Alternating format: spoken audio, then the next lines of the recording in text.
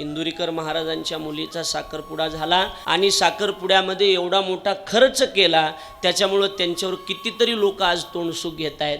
अरे जी तोंडसुख घेणारे माणसं आहेत ना, मला वाटते त्यांना मुलगी नसली पाहिजे. ज्याला मुलगी आहे, ज्यानं मुलीचं लग्न केलंय, ती लोक महाराजावर कधीच टीका टिप्पणी करणार नाहीत. महाराज सांगत होते की कर्ज काढू नका आणि कर्ज काढून मुलीचे लग्न मोठे करू नका. महाराजांनी साखरपुडा केला, पण त्या साखरपुड्यात कुणाचा सत्कार केला नाही, कुणाला बसायला खुर्ची दिली नाही. उलट साखरपुडा झाल्याच्या नंतर 1,11,000 रुपये पूरग्रस्त शेतकऱ्यांसाठी मुख्यमंत्री सहायता निधीमध्ये त्यांनी मदत केलेली आहे. महाराज आज फुकट शाळा चालवत आहेत, अनाथ मुलांना सांभाळतायत, हे आपल्याला कुणालाच माहीत नाही. 3-4 कीर्तनं प्रपंचाचा विचार न करता महाराज करत असतात.